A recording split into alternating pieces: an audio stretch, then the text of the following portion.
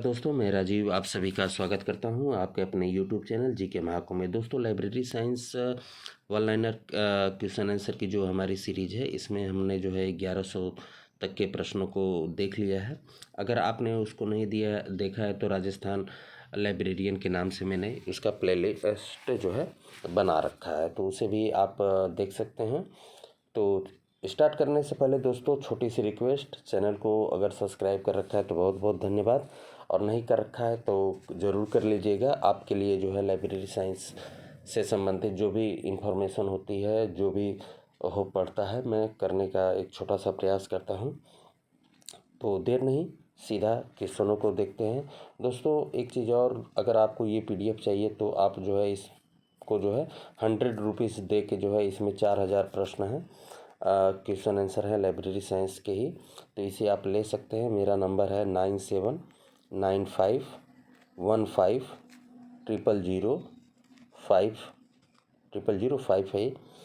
तो इस पे आप जो है व्हाट्सअप कर देना, अगर फ़ोन पे कर दीजिएगा तो मैं आपको उसी पे दे दूँगा। कॉल नहीं करिएगा इस नंबर पे, क्योंकि बहुत सारे लोगों को कॉल आता है, उठाना पॉसिबल नहीं है। व्हाट्सअप कर देंगे, आपको जो है मिल जाएगा। तो चलिए देखते हैं आज के इम्पोर्टेंट 100 क्वेश्चनों को। हमारे 1100 कंप्लीट हो चुके हैं, आज उसके आगे देखेंगे। ऑब्जेक्टिव क्वेश्चन आंसर की भी सीरीज जो है आपको मिल रही है। शाम के समय में उसे जो है दे रहा हूँ मैं।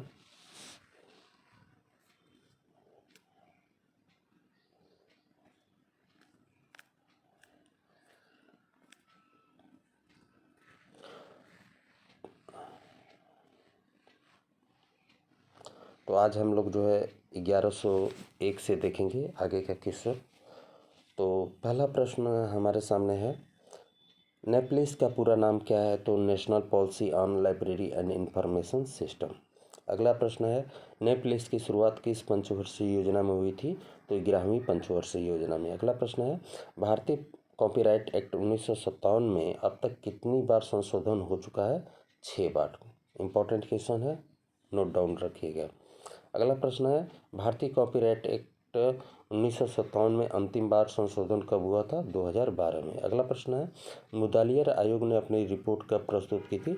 1953 में। अगला प्रश्न है, मुदालियर आयोग किस प्रकार के पुस्तकालयों के लिए था? तो माध्यमिक पुस्तकालयों के लिए। अगला प्रश्न है, 1959 में आयोजित 46वीं भारतीय विज्ञान कांग्रेस के महासचिव कौन थे? तो LR मुदालियर। अगला प्रश्न है, भारत सरकार के द्वारा गठित सिन्हा कमेटी के प्रथम अध्यक्ष कौन थे? KP सिन्हा। अगला प्रश्न है, सिन्हा कमेटी की स्थापना कब हुई थी? 1957 में। अगला प्रश्न है, सिन्हा कमेटी का दूसरा नाम क्या था? तो पुस्तकालय सलाहकार कमेटी। अगला प्रश्न है, पुस्तकालय सलाहकार कमेटी की स्थापना कब हुई थी? 1957 में। अगला प्रश्न है, पुस्तकालय सलाहकार कमेटी की रिपोर्ट कब प्रस्तुत की गई थी? तो 1959 में। अगला प्रश्न है, सिन्हा कमेटी का संबंध किस प्रकार के पुस्तकालयों से है? तो सार्वजनिक पुस्तकालयों से। अगला प्रश्न है, किस समिति या आयोग ने यह कहा था कि सार्वजनिक पुस्तकालय पुस्तकों का एक मजबूत पुल है? सिन्हा कमेटी ने। अगला प्रश्न है, रंगनाथन कमेटी की स्थापना कब हुई थी? तो 1957 में। अगला प्रश्न है, रंगनाथन कमेटी 1957 की स्थापना किसके सहयोग से की गई थी? तो UGC के सहयोग से। अगला प्रश्न है, लाइब्रेरी कमेटी 1957 के अध्यक्ष कौन थे? तो रंगनाथन। अगला प्रश्न, किस समिति ने सार्वजनिक पुस्तकालयों को ग्रंथों का गतिहीन संग्रह कहा था? तो सिन्हा कमेटी ने। आगे देखते हैं, 1119, किस कमेटी ने महाविद्यालय के लिए 200 रुपया प्रति शिक्षक और 15 रुपया प्रति विद्यार्थी के सूत्र की अनुशंसा की थी? तो रंगनाथन कमेटी ने। अगला प्रश्न, UGC की लाइब्रेरी समिति ने प्रति व्यक्ति खर्च सूत्र का सुझाव किसके लिए दिया था? तो पुस्तक और पाठ्यक्रम सामग्री के लिए। अगला प्रश्न है, रंगनाथन समिति किस प्रकार के पुस्तकालयों के लिए गठित की गई थी? तो विश्वविद्यालय और महाविद्यालय पुस्तकालयों के लिए। थोड़ा सा रोकूंगा यहाँ पे मैं आपको। एक एग्ज़ाम हुआ था जो है एम्स का, उसमें इससे संबंधित क्वेश्चन पूछे गए थे। थोड़ा सा मैं बताना चाहूँगा, आपको ज़रूरी है कि 1000 पत्र पत्रिकाओं पे पत्र पत्रिकाओं पे कितने कर्मचारियों की आवश्यकता होती है? तो उसके लिए एक व्यक्ति की आवश्यकता होती है। ध्यान रखिएगा, पत्र पत्रिकाओं पे, न कि पुस्तकों की बात हो रही है। वो अलग चीज़ है, कैटलॉगिंग अलग चीज़ है, ये जो है अलग चीज़ है। तो इस चीज़ को भी ध्यान रखिएगा। तो अगला प्रश्न है 121, रंगनाथ समिति किस प्रकार के पुस्तकालयों के लिए गठित की गई थी? तो विश्वविद्यालय और महाविद्यालय के लिए। अगला प्रश्न, रंगनाथन समिति की रिपोर्ट कब प्रकाशित हुई थी? तो 1965 में। अगला प्रश्न है, रंगनाथन समिति की रिपोर्ट किस शीर्षक के तहत हुई थी?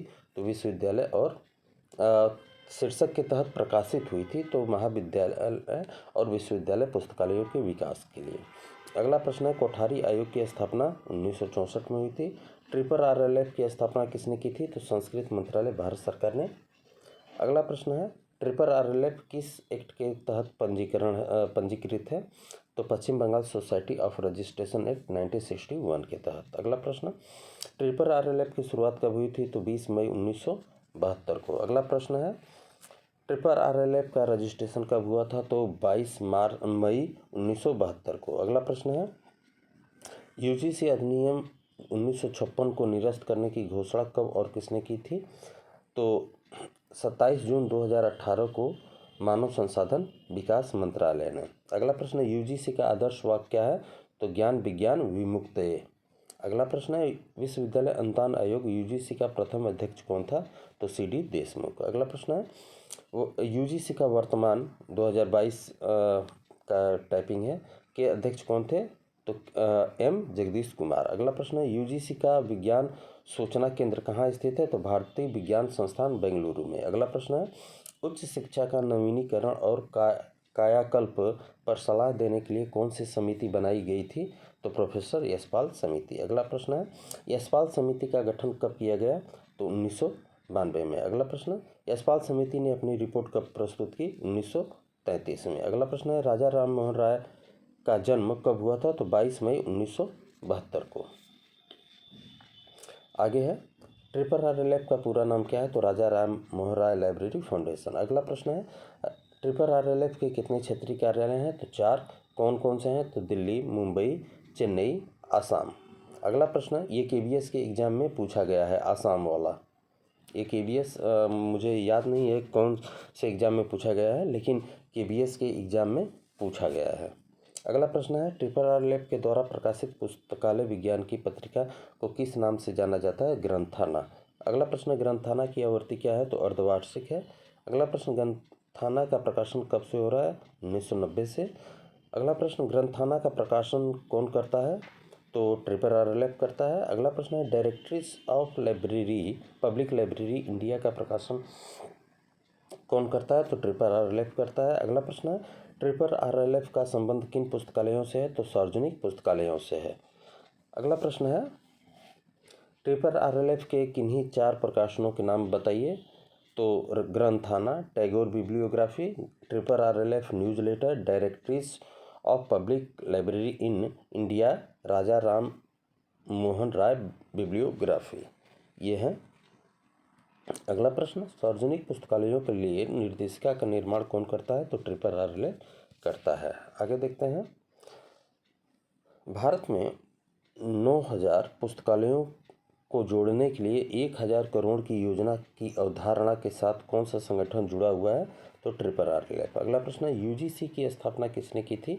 तो मौलाना अब्दुल कलाम आज़ाद ने। अगला प्रश्न है, छात्रों पर अकादमिक बोझ को जो है कम करने के लिए उचित तरीके और उपाय सुझाने के लिए किस समिति का गठन हुआ? तो प्रोफेसर यशपाल समिति। अगला प्रश्न है, वीपो का मुख्यालय कहाँ है? तो जिनेवा स्विट्जरलैंड में है। अगला प्रश्न है, वीपो का वर्तमान निर्देशक कौन है? तो ड्रेन तांग। अगला प्रश्न है, विश्व बौद्धिक संपदा दिवस कब मनाया जाता है? तो 26 अप्रैल को। अगला प्रश्न, नेपलिस की शुरुआत कब हुई थी? 1985 में। अगला प्रश्न, नेपलिस का अध्यक्ष कौन था? तो DP चट्टोपाध्याय। अगला प्रश्न, नेपलिस की रिपोर्ट कब प्रकाशित हुई? 1986 में। आगे देखते हैं, सूचना और पुस्तकालय नेटवर्क बनाने पर किस समिति ने जोर दिया? नेपलिस ने। अगला प्रश्न, नेपलिस का प्रारूप किसने तैयार किया था? तो BP बरुआ ने। अगला प्रश्न, नेपलिस की स्थापना किसके द्वारा हुई थी? तो ट्रिपल RLF के द्वारा। नेपलिस की रिपोर्ट 1986 में संयुक्त रूप से किसको जो है प्रस्तुत की गई थी? तो RRF और ILA को। अगला प्रश्न है, नेप्लिस समिति की नियुक्ति किसने की थी? तो संस्कृति मंत्रालय, भारत सरकार ने। अगला प्रश्न, बीपो किस संस्था से संबंधित है? तो संयुक्त राष्ट्र संघ से। अगला प्रश्न, संयुक्त राष्ट्र संघ की स्थापना कब हुई थी? तो 24 अक्टूबर 1945 को। अगला प्रश्न, संयुक्त राष्ट्र संघ का मुख्यालय कहाँ है? तो जिनेवा में है। अगला प्रश्न है, प्रतिलिपि अधिकार यानी कि या कॉपीराइट का संबंध किससे है? तो प्रिंटिंग प्रेस से है। अगला प्रश्न है, 1986 में यूजीसी का अध्यक्ष कौन था? तो प्रोफेसर यशपाल। आगे है, committee on national network system for university libraries कब गठित की गई थी या कब बनी थी? तो 1988 में। अगला प्रश्न है, curriculum development committee on library and information science का अध्यक्ष कौन था? PN कौला। अगला प्रश्न है, यूजीसी ने 1997 में विश्वविद्यालय और कॉलेज के अकादमिक कर्मचारियों के वेतनमान और एरियर में उन्नति के संशोधन पर विचार करने के लिए किसकी अध्यक्षता में एक समिति नियुक्त की थी? तो प्रोफेसर RP रस्तोगी की अध्यक्षता में। अगला प्रश्न है, UGC model curriculum library and information science समिति की स्थापना कब हुई थी?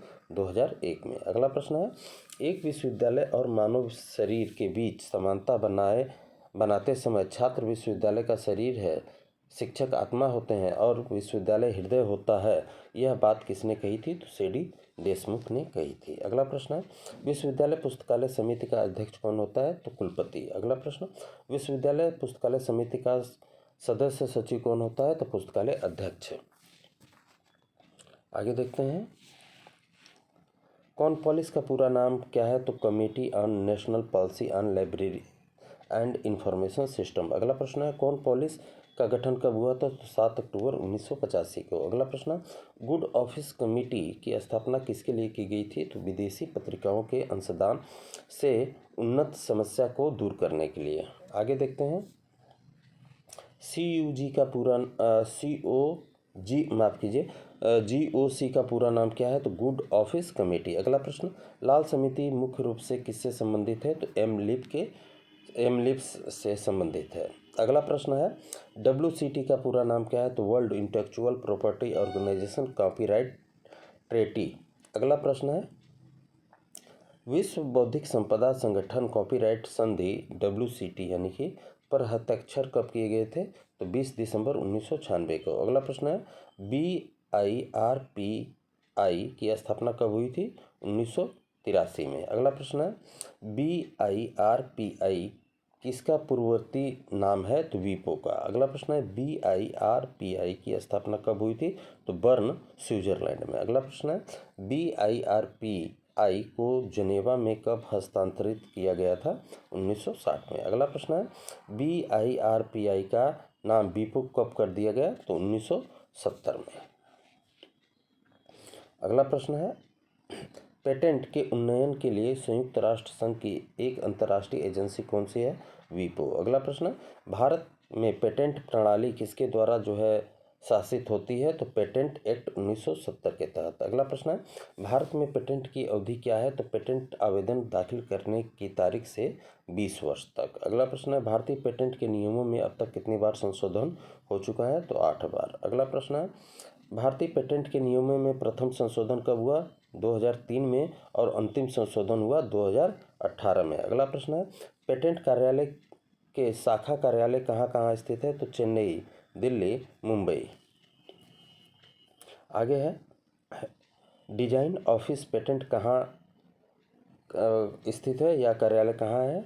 तो कलकत्ता में है। अगला प्रश्न है, PIS का कार्यालय कहाँ है? तो नागपुर, महाराष्ट्र में है।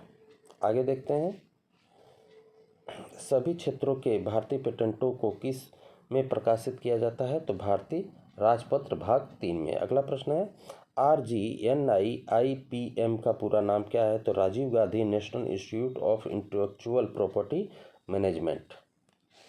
तो दोस्तों, हमारे 100 क्वेश्चन जो है कंप्लीट हुए। ख्याल रखिए, धन्यवाद, मिलते हैं अगले वीडियो में।